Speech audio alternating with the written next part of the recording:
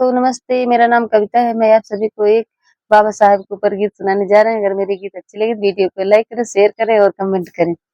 भीम के अंगनवा भैया जोर छोटी ननदी, भीम के अंगनवा भैया जोर छोटी ननदी, अजोर छोटी ननदी, अजोर छोटी ननदी। भीम के अंगनवा भैया जोर छोटी ननदी, लिहले जन्म भीम मोर छोटी ननदी, मोर छोटी ननदी हो मोर छोटी ननदी, लिहले जन्म भीम मोर छोटी ननदी।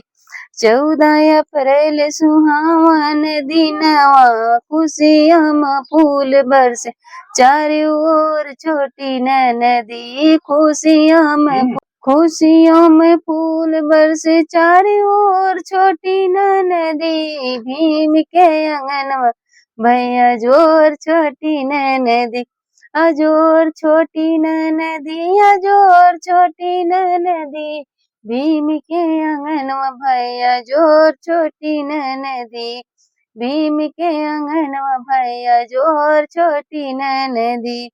अरे नाचे झूम झूम सब लोग छोटी ननदी, अरे नाचे सब लोग दुअरवा, अरे बाजत भजनवा घन घोर छोटी ननदी, अरे बाजत भजनवा घन घोर छोटी ननदी, घन घोर छोटी ननदी, घन घोर छोटी ननदी, बाजत भजनवा घन घोर छोटी ननदी। भीम के अंगनवा भैया जोर छोटी ननदी, भीम के अंगनवा भैया जोर छोटी ननदी। महू के नगरिया भय सोर छोटी ननदी, महू के नगरिया भैले सोर छोटी ननदी। भीम के अंगनवा भैया जोर छोटी ननदी, अजोर छोटी ननदी, अजोर छोटी ननदी। भीम के अंगनवा भैया जोर छोटी ननदी।